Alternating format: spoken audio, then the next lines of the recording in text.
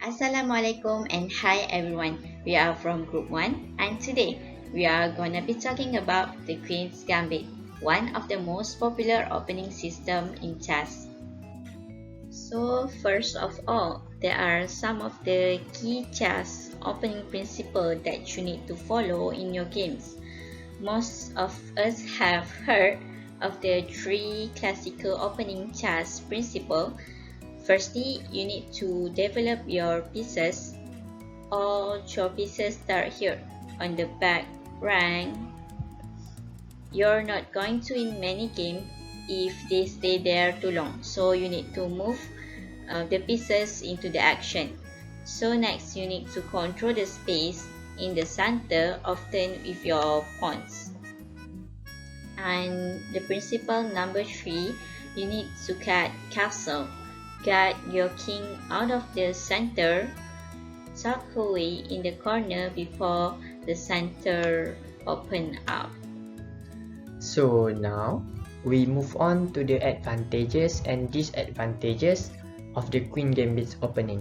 So as we know, in the Queen Gambit opening, we move two of our pawn to the front. So by moving those pawn, we can make a safe pawn sacrifice and control the center with those pawn. And after that, if we control the center with our pawn, it can give a long-lasting advantages to the player. After that, after we open the center, we can castling early to increase the security of the king and give a natural potential open file for the rook and bishop. So by that, we can use the rook and bishop freely. So for the disadvantages of the Queen Gambit opening, if black start or opening by use their center of their pawn, they can use the meantime to develop some pieces open, to open some lines and strike back in the center. So by that, after that, they can get a space advantages so early. And last but not least, Queen Gambit's opening can be countered by some defense preparation move. Okay, now let's discuss about how the black will respond to the Queen's Gambit. Okay, the first one is Queen's Gambit decline. So the Queen's Gambit decline, the black pieces will move to the e6. This has been one of the most popular ways to deal with the Queen's Gambit over the years. Black simply reinforces his central pawn and opens a line of development for his bishop. Okay, play may continue with nc3, nf6, yeah, and nf3, be7, bishop to the g5. Okay, so now white developed this bishop actively before playing e3.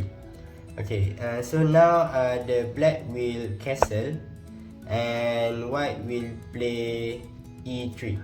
Okay, so white finally decides it is time to defend their c pawns. So white has a slight space advantage and black may have trouble activating their light squared bishop. So white maintains a slight advantage.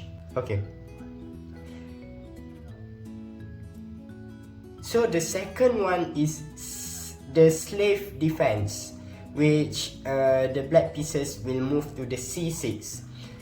So as we know, in the slave defense has been black's most popular reply to the Queen's Gambit in this recent year. Not only does this move reinforce the d-pawn, but it also creates a far more credible threat to capture on c4 in the future in some line. If white is up to the challenge and develop with nc3 here, and f6. So and f6 for black is occasionally delay or SQ all together by black. Okay, the Marshall Gambit is one exciting possibility if black doesn't play this move. Okay, white will move their knight to the f3.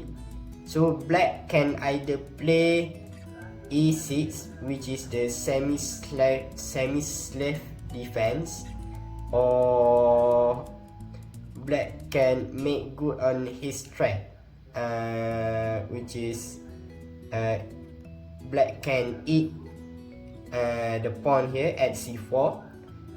Okay, white often respond with a4 to prevent black from creating a stable pawn change for the extra pawn with b5 here. Okay, after that black will move their bishop to the f5. Okay, white will move e3, e6 here, and white can eat c4 pawn here with bishop. Okay, black will move its bishop to the b4 square here. Okay, white succeed in recouping the pawn at this place, but being forced to play a4 is somewhat of a concession as well. The Albin counter gambit is a chess opening that begins with the following move. First, d4 d5, second, c4 e5, third, dx e5 d4. To play the Albin counter gambit move, white starts by playing a queen's gambit. White's first move is to push this pawn 2 square forward. Black responds by moving this pawn forward. And then, white moves this pawn up 2 square. This position here is the queen's gambit. Black has a few ways to respond to the queen's gambit. If black moves this pawn forward 2 squares, this move is known as the Albin counter gambit. White's only real option here is to take this pawn.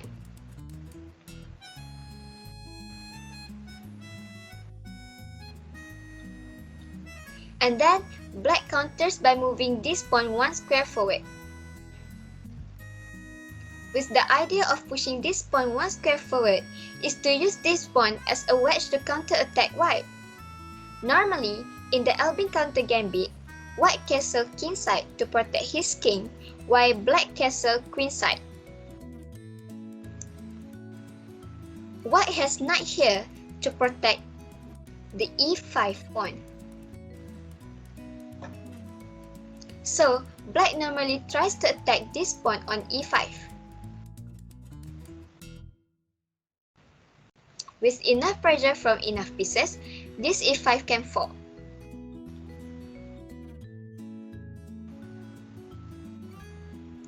Typically, black should exchange his light square bishop and try to trade it off for the white kingside knight if he gets a chance. This is an idea of getting rid of the defender for the e5 pawn.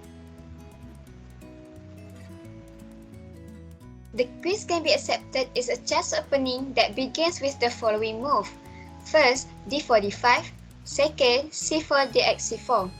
In this move, black surrenders fighting for the center and let white have it. Black will then try to weaken white's center pawns to gain an advantage in the ensuing endgame. To start the queen's gambit accepted opening, we first start by playing the move for a queen's gambit. White's first move is to push this pawn forward 2 squares. Black counters like usual. And then, white initiate the gambit. From here, we will play the queen's gambit accepted. Black takes white's pawn. As black you should try to use these two pawns to protect this pawn on c4.